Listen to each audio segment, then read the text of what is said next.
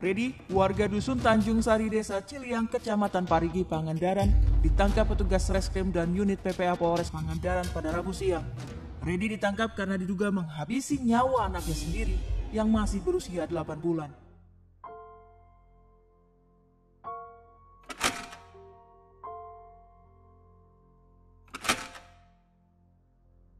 Pas setelah 3 hari udah pemakaman itu, saya kan penasaran sama teman-teman saya, pengen ngecek TKP gitu.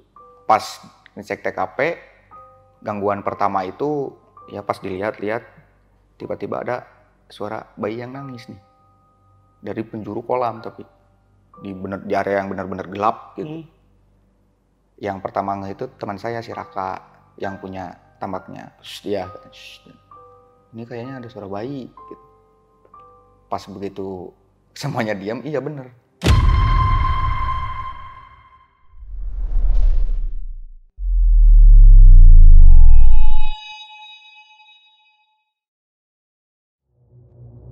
Halo semuanya, kembali lagi di Lentera Malam bareng gue Jamal, dan di segmen Saksi Misteri kali ini gua udah kedatangan narasumber yang akan menceritakan tentang suatu kejadian tragedi yang lagi viral di kampungnya di Pangandaran. Nah, kita sapa dulu aja, di sini udah ada Kang Andi Tia. Apa kabar, Kang? Alhamdulillah baik. Oke, Kang.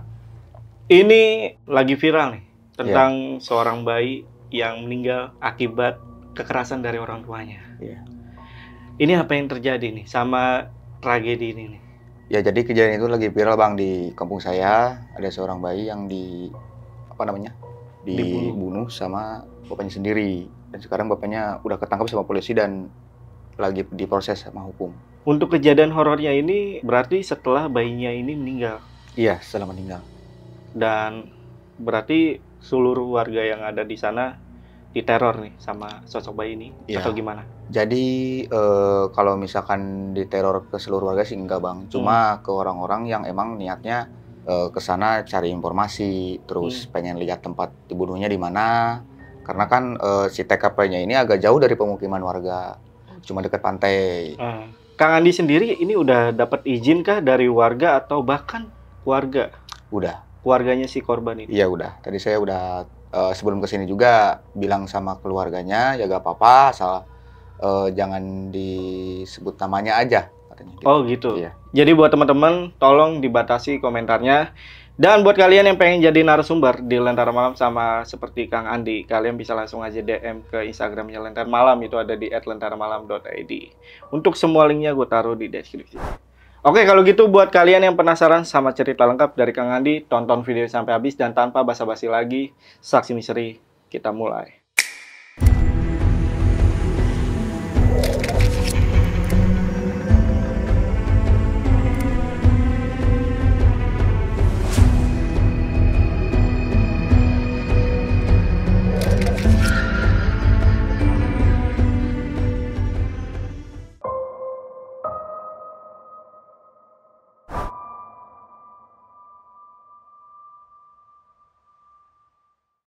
Jadi pertama itu si suami istri itu kan punya bayi, cowok umur 8 bulan.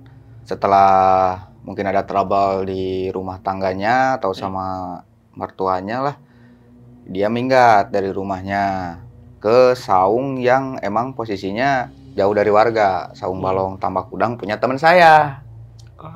Itu si Raka. Nah, di saung itu posisinya gak ada lampu, sama gak ada air bersih lah, karena bekas tambak dulu.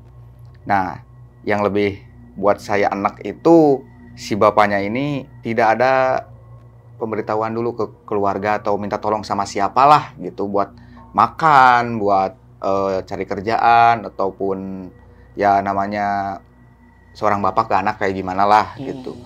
Yang bikin bener-bener enak itu, jadi si bayinya itu selama 4 hari lebih lah, atau sekitar ya 4 hari 5 hari itu dikasih minum sama air bekas dari tambak, Bang.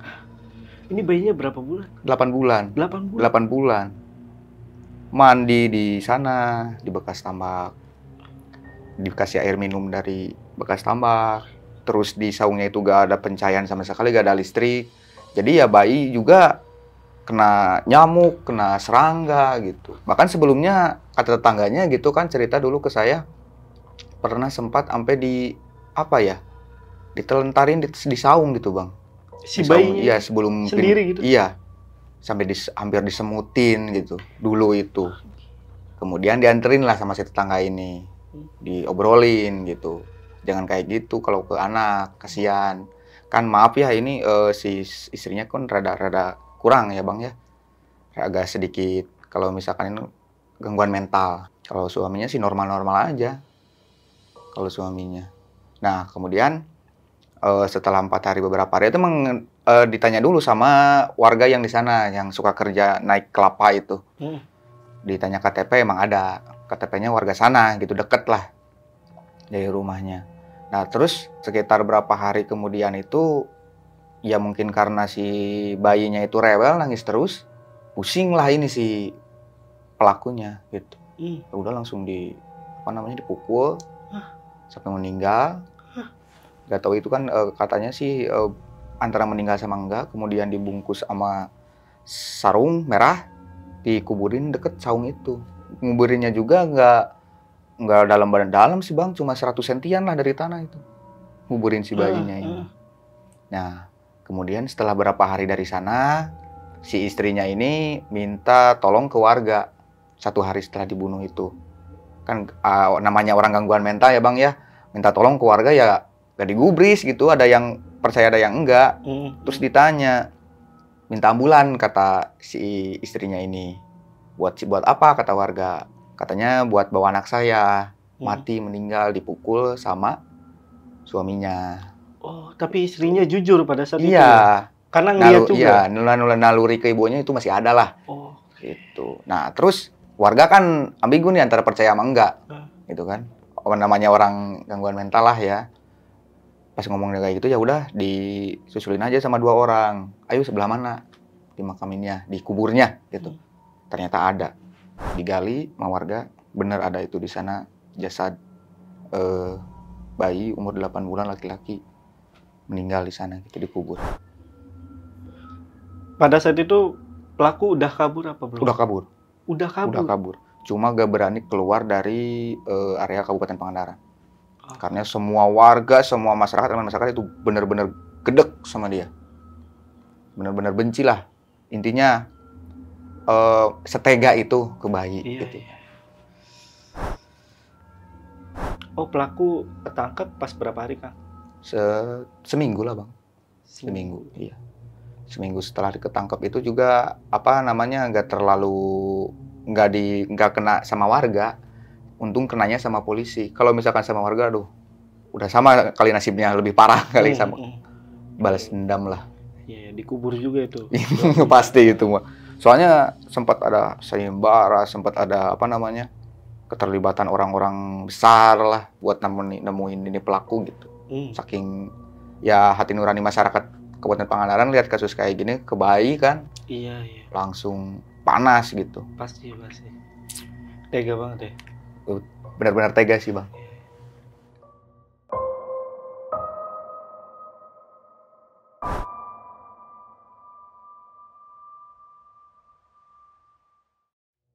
Nah, setelah itu ya dari tim forensik, dari tim kepolisian datang, pasang polis lain, ya dimakamin secara layak lah gitu kan. Udah habis itu, nah baru kejadiannya setelah 3 hari. Teror ini kan jadi tempat yang benar-benar sepi, Bang. Udah sepi, nggak ada listriknya. Makin banyak hal-hal yang benar-benar berbau mistis lah gitu di sana. Nah, kemudian pas setelah 3 hari udah pemakaman itu, saya kan penasaran sama teman-teman saya, pengen ngecek TKP gitu. Pas ngecek TKP, gangguan pertama itu ada di ujung Saung Balong di sana, Bang. Jadi ini kan dari jalan raya nih. Ini agak sedikit turun, dan di sini saung sama balongnya. Jadi motor saya otomatis ditaruh di pinggir jalan, nggak bisa masuk. Ya, saya jalan kaki sama teman-teman berlima waktu itu masuk ke area saungnya, pengen lihat gitu, penasaran. Ya pas dilihat-lihat, tiba-tiba ada suara bayi yang nangis nih dari penjuru kolam, tapi di area yang benar-benar gelap gitu. Yang pertama itu teman saya si Raka yang punya tambaknya. Tambak. Dia katanya, ini kayaknya ada suara bayi. Gitu. Pas begitu semuanya diam, iya bener. Kabur aja, kita langsung takut gitu bang. Itu posisinya jam 9 malam itu. Ini suara tangisan bayi atau ketawa? Tangisan. Tangisan. Tangisan bayi keluar langsung, ya kita kan posisinya jauh ya kan dari pinggir jalan gitu. Nah ada si Jamil ini yang lihat gitu, katanya selewat di ujung penglihatannya gitu, lihat bayi yang lagi duduk gitu. Hah? Yang lagi duduk di saungnya ini. Itu juga saya agak sedikit terenyuh sih bang, kasihan juga kan. Iya. Mungkin itu bukan arwah si bayinya, tapi mungkin jin yang Betul. Itulah yang menyerupai si bayinya. So, lari kabur, langsung minta tolong ke orang yang lewat. Gitu ditanya kan, kenapa lari-lari? Saya dijelasin. Penasaran nih yang si naik motor, ayo bareng ke sana. Pas naik bareng ke sana, ada lagi bang suaranya. Hah? Makin deket. Serius makin deket. Ini di deket TKP si bayi. Langsung itu benar-benar suara bayi yang kenceng. Wah, kayak gitu. Langsung lari semua, takut. Iya. Balik lagi lah. Itu baru 3 hari tuh ya setelah Baru 3 hari. kejadian ya? Iya. Berarti masih ada garis polisi gitu? Masih ada polis lainnya. Masih ada? Masih ada. Setelah 4 hari dan 5 hari baru dicopot. Itu kalau nggak salah. Oke. Setelah pelakunya kena. Nah, abis 3 hari dari kejadian Akang nih, kejadian horornya, ada lagi Kang? Ada lagi. Jadi tukang naik kelapa. Tukang naik kelapa itu jadi tetangga saya kebetulan. Oke. Rumahnya beda 3 rumah dari rumah saya gitu di Parigi. Lagi cerita-cerita di depan, katanya dia datang-datang itu keringat dingin bang. Ceritanya lah kenapa. Jadi abis digangguin. Nah dia kan naik kelapa itu deket tambak itulah, deket saung balongnya itu. Pas naik dia lihat ada suara bayi di bawah pas naik kelapa itu. Lihat ke bawah ada bayi. Ya dia langsung turun aja ke bawah gitu kan, takut bayi orang, takut bayi siapa. Ya gak ngeh ada bekas ini gitu, ada pembunuhan. Pas dia turun ke bawah udah nggak ada. Hilang itu. Hilang. Ya mungkin dia halu lah atau gimana. Langsung dia naik lagi ke atas. Pas naik ke atas dia lihat lagi ke bawah ada suara itu sama bayinya. Dia nyampe 2,5 jam gak turun dari kelapanya itu bang. 2,5 jam? 2,5 jam saking takutnya. Jadi muka jadi apa ya namanya, kayak gak hilang-hilang. Jadi tetap aja di sana. Dia lihat masih ada. Ditungguin. Berarti pas di tengah-tengah dia udah naik lagi, dia baru ngeh. Kalau ini bayi bukan bayi sembarangan gitu ya? Iya. Langsung ke bawah lihat. Dia 2 sampai 2,5 jam ya mungkin takut dia bang, gitu kan. Terus dia pas di atas inget, oh ternyata ada kasus pembunuhan kemarin-kemarin. Baru ternyata si Mang Sukib ini sebelum pembunuhan ini, sebelum ada kejadian pembunuhan ini, dia sempat mau ngasih makanan ke bayi itu. Iya, karena kasihan. Karena lagi keluar atau lagi apa atau udah dibunuh atau gimana, nggak tahu ya. Jadi kok di saungnya nggak ada siapa-siapa. Ya udah makanannya takut basi kan, takut dibawa hewan kayak anjing kayak atau kucing lah, dibawa lagi lah sama dia gitu, makanannya. Jadi dia sempat buat ngasih gitu. Jadi kepikirannya dia ke sana. 2,5 jam itu udah mau maghrib dia baru turun berani. Itu juga langsung lari. Motornya ditinggal. Apa peralatan dia kerja juga ditinggal. Lari tuh ke rumah saya cerita kayak gitu. Yang paling ini sih ke rumah si Raka yang punya tambaknya ini loh. Nah, jadi si Raka ini piknik lah sama keluarganya, sama mama, bapaknya, sama kakaknya. Nah, kan rumahnya itu dempetan banget bang sama tetangganya. Pas dia nitipin rumah gitu kan, 1-2 hari, si tetangganya ini nelpon, Bu, ini di dalam rumah ada bayi siapa ya? Gitu. Loh, saya gak punya bayi, saya lagi di Jakarta belum pulang. Oh kira udah pulang. Mungkin suara bayi tetangga yang lain katanya gitu. Enggak, ini sumber suaranya dari rumah ibu. Wah masa? Iya, pas begitu 2 hari setelah telepon itu dia pulang bang. Pulang, penasaran kan. Dia gak langsung sampai ke rumahnya. kata si Raka. Man diam aja dulu di sini, di rumah si Bibi katanya. Nanti kalau misalkan ada suara tangisan bayi, kita mending jangan nginep di rumah aja, nginep aja dulu di sini di tetangga. Ternyata iya bener, ditungguin jam 9, itu ada suara bayi bang, di rumah si Raka ini. Tapi dari arah dapur. Wah, kenceng. Pindah lagi suaranya. Jadi suara ketawa. Kayak gitulah, ketawa bayi. Nah, bergidik dong semuanya gitu kan. Iya. Karena jelas banget saksi di sana juga banyak gitu. Pas begitu mau disaturin ke rumah, jangan kata bapaknya, ya udah kita tunggu aja dulu di sini.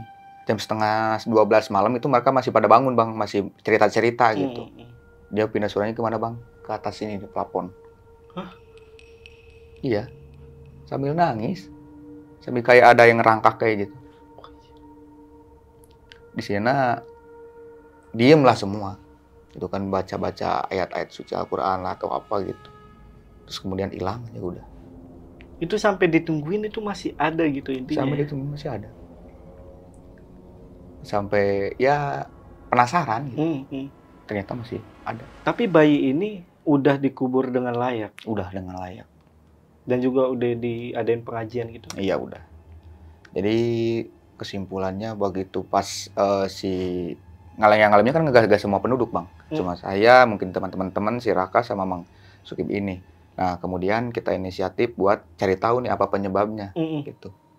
Karena yang ngebentuknya bukan lagi pocong, bukan lagi kuntilanak, tapi kan bayi kan jarang gitu bang. Nah kemudian pas begitu ada kesimpulan bahwa harus kita bertanya sama orang yang bisa lah. Katanya itu bukan si bayinya, melainkan jin yang ada di tempat itu. Jin yang masih kecil, tapi umurnya itu udah ratusan. Jin masih kecil tapi iya, umurnya udah ratusan. Jadi begitu ada kasus ini, dia ya kesempatan gitu. Menurut orang yang udah bisa sih kayak gitu.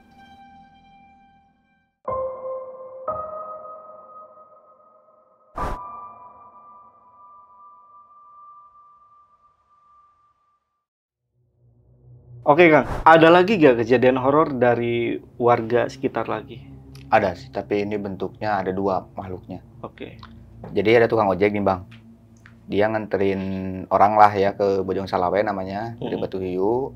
Pas udah pulang nganterin, dia habis bensin di pertengahan jalan yang emang sepi, terus gak ada lampu jalan lah. Iya.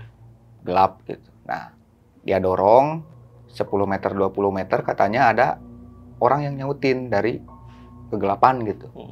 Kan dekat pantai, jadi gak ada samar-samar suara ombak, suara orang gitu. Jadian jalan aja gitu. Udah sekitar 50 meteran, ada yang nyautin lagi. Gitu. Nih, bawa tolong gitu. Pas dia lihat itu kayak kuntilanak tapi bawa bayi gitu, Bang. Dari arah pantai masuk ke gubuk itu. Bentuknya itu kayak gede lah kayak kuntilanak, cuma emang posisinya kayak gaun pengantin katanya.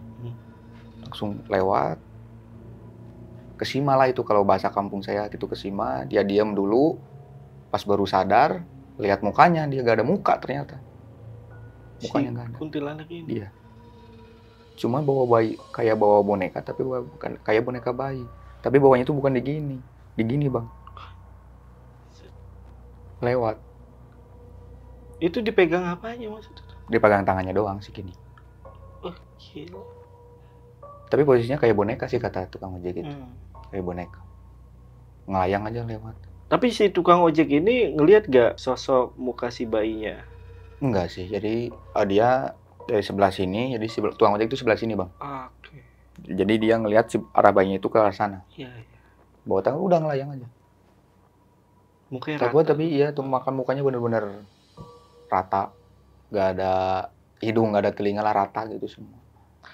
Ini kejadiannya di tempat yang waktu itu Kang Andi cerita juga gak sih? Iya, deket.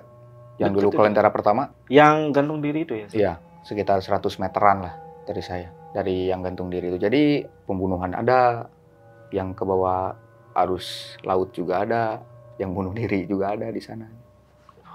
Jadi sekitaran area ini itu emang posisinya mistis lah. Iya, dari dulu juga. Pangandaran tuh ya? Iya. Kapan-kapan main telusur. Ya telusur ke sana Iya, aja. channel telusur nanti kita bakal ke sana. Nah, Kang Andi masih ada satu kejadian horor lagi nih ya? Masih ada kan ya? Iya. Boleh cerita nih Kang. Apa lagi nih kejadiannya?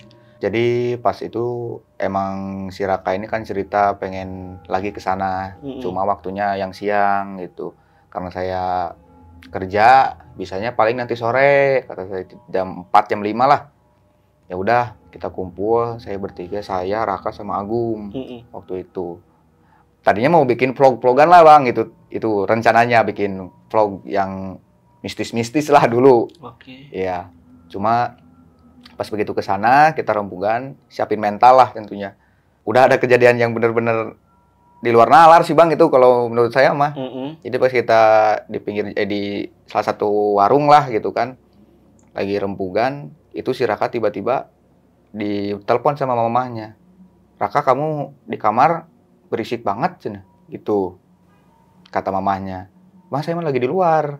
Nah kemudian kaget dong mamahnya gitu, pas dibuka pintunya itu kamarnya ada kaca-kacakan. Si Raka itu kayak, terus yang paling anehnya itu kan si Raka ada bedak bayi di si Raka itu di kamarnya, nggak pernah dibuka. Cuma ini apa namanya berantakan banget di spraynya dia gitu. Nah kemudian si mamanya ini langsung diem lah, gak telepon apa-apa. Pas diceritainnya pas si Raka pulang ke rumah, ya udah kita pas rembugan itu kita ngeberaniin ke TKP dah waktu masih siang, 4:30 itu Bang. 4:30 kita apa namanya kamera-kamera gak jelas lah biasa gitu. Nah kemudian HP-nya ini ngedadak kayak error gitu Bang, kayak apa ya namanya ngeblank gitu HP si Agung tuh. Ngeblank HP-nya ngeblank nih. Ya udah coba dimatiin terus hidupin lagi katanya. Pas dimatiin susah itu dihidupin lagi Bang. Ada HP saya gitu. Pas HP saya kan kalau misalkan memorinya kan nggak kuat gitu. Ya udahlah mendingan ini kata saya teh. Nanti besok lagi bikin kontennya daripada persiapan alat gak maksimal gitu. Ya udah kita jalan-jalan itu kita nggak kerasa udah ada di ujung saung balong Bang. Kan ini saungnya ini tambaknya ya. Kita udah di sini nih. Iya. Udah di sini. Itu posisinya waktu udah kalau di sini apa ya? Senjanya gitu mau maghrib. Nah, kita berani pulang. Pas dulu pulang itu emang si Raka tiba-tiba kesurupan lah. Si Raka itu kulipok nyampe mau masuk ke tambak gitu. Kita tarik aja gitu dulu. Tarik, panik dong saya berdua sama si Agung ini panik. Teleponin orang gak pada nyaut. Akhirnya kita minta tolong ke orang yang lewat juga gitu. Kebenaran orang yang lewat ini tetangga juga. Namanya Mang Agus Lemang. Tolongan itu Raka surupan katanya gitu. Sampai ditaliin itunya apa lengannya ke kayu gitu biar gak kemana-mana gitu. Bentuknya gini? Enggak gini Bang. Nah kemudian pas Mang Agus minta tolong ke Ustadz, dia datang ke sana. Nah terus pas kata Ustadznya ini jadi intinya tambak itu sarangnya lah, sarang makhluk-makhluk yang kayak gitu. Ini Mas Agus ya tadi ya? Si Mas Agus ini bukan orang yang waktu itu ditanya yang bukan. Katanya ada jin anak kecil itu? Bukan beda lagi. Jadi orang random lah, tapi dia masih kenal saya gitu, masih sekampung. Oke. Kalau untuk kejadian yang tadi nih, itu berapa hari setelah kejadian si korban? Sekitar 2 mingguan Bang. 2 mingguan? 2 mingguan itu masih ada. Itu selesainya itu kita mamanya Raka itu ngadain pengajian lah. Selamatan di saung itu kita bersih-bersih itu Bang. Bersih-bersih kayak ngebersihin tempatnya gitu. Terus ya sekalian ngebersihin yang di sini tuh pada diminggirin dulu lah. Hal-hal yang kayak gitu. Ya udah dari sana aman-aman aja sih Bang. Ya yang pastinya kalau misalkan bayi hidup lagi itu kan nggak mungkin Bang. Iyalah. Ya, jadi itu mah kesempatan makhluk sebagai seperti jin gitu, setan dan yang lain itu untuk menyerupai si bayi ini dan jadi kesempatan juga buat nakut-nakutin orang. Kondisi ibu bayi gimana nih? Kondisi ibu bayi ya namanya orang kurang mental ya gitu-gitu aja sih Bang. Masih Masih di rumah. Di rumah. Terus masalah hidupnya gimana? Kalau tentang masalah hidup, mungkin dari pihak keluarga ya jangan dulu punya suami. Kebutuhannya ada keluarganya. Ada keluarganya. Berarti sebenarnya ada keluarganya ya ada. Yang bisa ngebantu. Iya.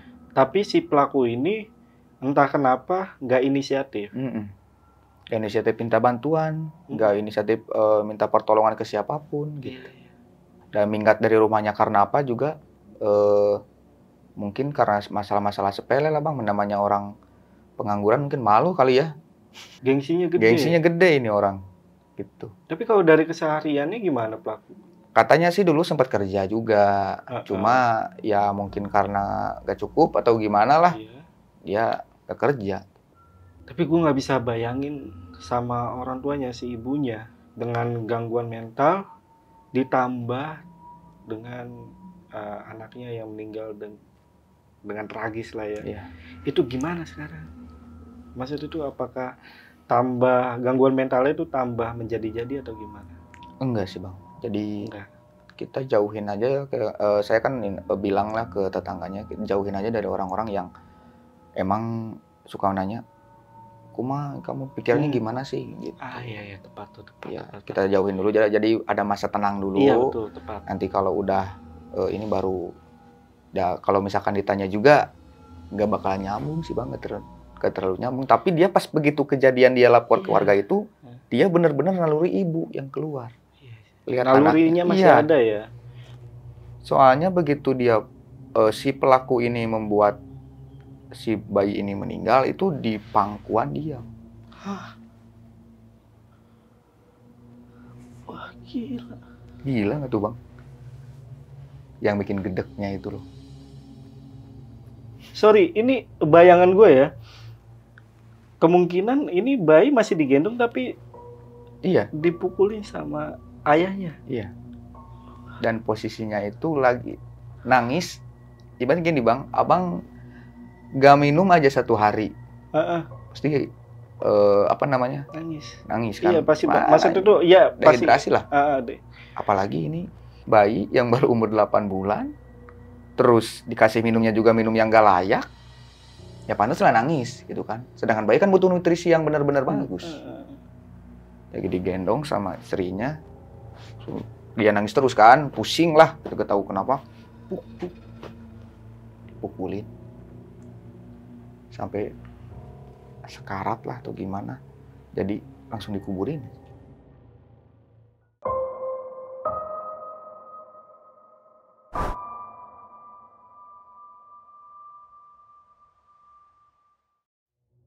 Jadi emang ini kejadiannya viral ya. Jadi buat teman-teman yang searching tentang kejadian ini, tolong dibatasin juga kolom komentarnya seperti yang gua minta di awal. Karena untuk menghormati orang tua si korban, yaitu ibunya ya. Iya. Tapi udah dapet izin ya Kang ya? Udah dipastikan ini Kang? Itu pas yang 2,5 jam lagi manjat, dia ngapain di atas? Ya kan itu kalau misalkan namanya itu ngalahang. 2 jam loh? Iya, ngalahang itu emang butuh waktu kan agak lama. Ngalahang, tahu ngalahang nggak Bang? Enggak. Jadi ngalahang itu bawa air dari sari-sari kelapa, itu kan ngetetes, bentuknya tes, jadi lama. Jadi ya sambil nungguin pas gitu udah penuh, dia lihat DG ke bawah itu masih ada. Jadi gini aja terus. Ya nggak gini Bang, duduk aja di atas gitu. Kalau gini coba, aduh, monyet juga gak bakal lama Bang. Ya, gue bayangannya gitu loh, Ra. Ngerti gak? Kalau gini. Iya sih, gue bilang duduknya di bawah. Iya kan? Jadi kelapa itu kan kayak gini Bang, jadi kelapanya itu udah dirombak atasnya, jadi ada buat duduknya. Gak ngomong Kang, makanya saya pikiran dia begini 2 jam, takutan gitu kan. Maksudnya kuat sekali 2 jam begini. Kayak Tom and Jerry ya. Berarti di sana tuh masih ada itu ya, ibaratnya yang mencari pekerjaan dari situ ya? Iya. Pertanyaan terakhir nih Kang. Kang Andi kan warga sana ya? Sempat mendokumentasikan? Sempat. Berarti ada dokumentasinya? Ada. Dokumentasi si ininya, apa namanya? TKP? Ya, TKP-nya sama si pelaku yang udah ketangkep itu ada Bang.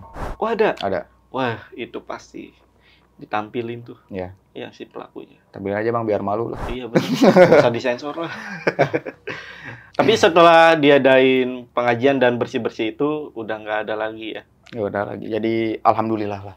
Ya jadi peringatan untuk kita semua juga, jangan mengasumsikan bahwa korban yang meninggal itu dia adalah korban. Iya, iya. Jadi hantu enggak gitu. Jadi itu jin yang benar-benar ngerupai Betul. Bentukannya kayak Iya, iya. Jin yang memanfaatkan Keadaan. kondisi Ya, di situ. benar. Betul. Seru nih kalau channel telusur ke sana sepertinya ya. Wah. Ya Raya.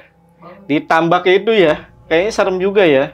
Sama gue tuh penasaran yang jadi Kang Andi ini pernah cerita juga sebelumnya yang tentang ada orang yang tak dikenal ya Kang, yang meninggal di sana tuh di tempat wisata ya. Betul ya? Iya.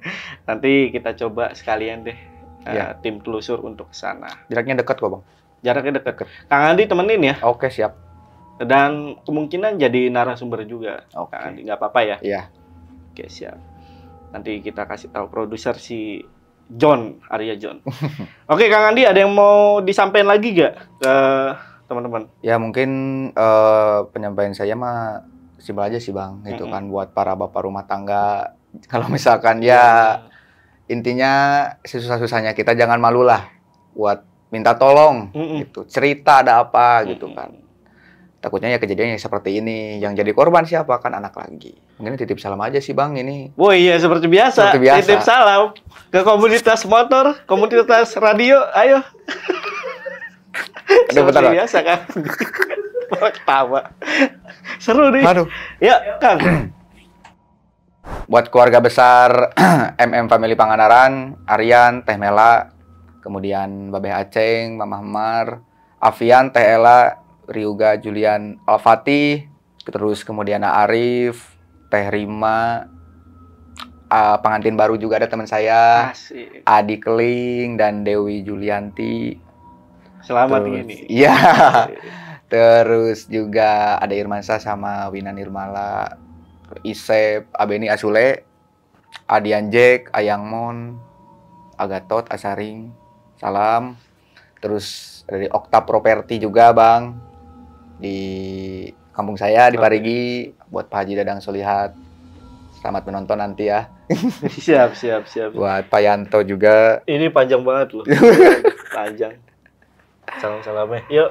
Pak Yanto, terus Ani, Kang Danis juga semuanya.